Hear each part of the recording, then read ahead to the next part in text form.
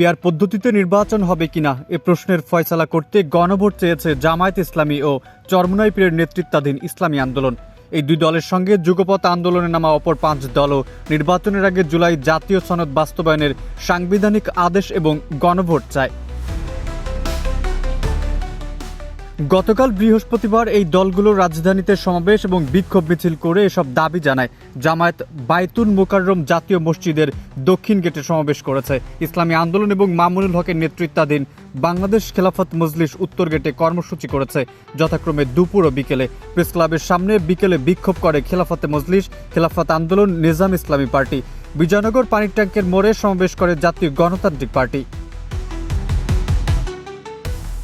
জামায়াত ইসলামী আন্দোলন জাকপা সংসদের উভয় কক্ষে পিআর চায়, বাকি দলগুলো উচ্চ কক্ষে পিআর চায়। তবে 7টি দলই নির্বাচনের আগে সনদের বাস্তবায়ন, জুলাই গণহত্যার বিচার, লেভেল প্লেইং ফিল্ড এবং আওয়ামী লীগের সহযোগী দলগুলোর কার্যক্রম নিষিদ্ধ চায়। এসব দাবিতে বিভাগীয় শহরে বিক্ষোভ সমাবেশ করছে দলগুলো।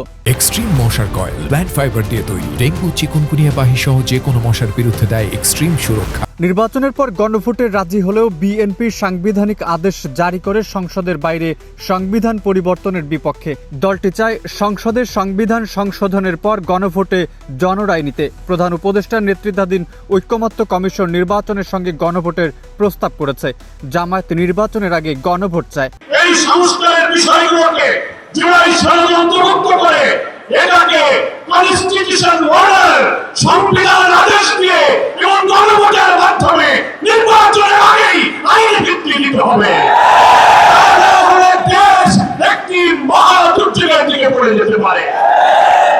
সমাবেশে সরকারের প্রতি হুঁশিয়ারি উচ্চারণ করেছে জামায়াত ইসলামী। সরকারের সমালোচনা করে গোলাম পারোয়ার বলেন, লেভেল প্লেইং ফিল্ড নিশ্চিত করতে পারছেন না, সুষ্ঠু নির্বাচন হবে কিভাবে? সুষ্ঠু নির্বাচনের জন্য সাংবিধানিক আদেশ এবং গণভোট দিন। সমাবেশে বিএনপিরও সমালোচনা করে জামায়াত ইসলামী। বিএনপির প্রতি ইঙ্গিত করে গোলাম পারোয়ার বলেন, কেউ কেউ বলছেন এটা করা যাবে না, ওটা করা যাবে না। আলোচনা চলাকালে জুলাই সনদ বাস্তবায়ন আন্দোলনকে স্ববিরোধী বলে আখ্যা দিয়েছে বিএনপি। এর জবাবে পারোয়ার বলেন, আন্দোলন রাজনীতির অংশ, রাজনীতি জনগণের আকাঙ্ক্ষা তুলে ধরার জন্য। এদিকে জুলাই সনদের ভিত্তিতে গণভোট দাবি করেছে ইসলামী আন্দোলন। দলটির জ্যেষ্ঠ নায়েবে আমির সৈয়দ মোহাম্মদ ফয়জুল করিম বলেছেন, জনগণ যদি গণভোট সমর্থন না করে তাহলে ইসলামী আন্দোলন পিআর পদ্ধতিতে নির্বাচনের দাবি করবে না।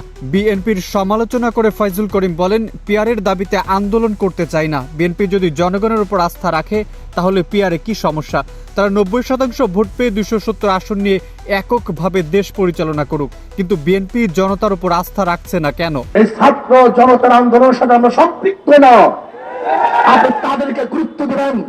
আর যারা রাস্তায় নেমেছিল জীবন দেওয়ার জন্য, তাদেরকে আপনি উপেক্ষা করে চলবেন।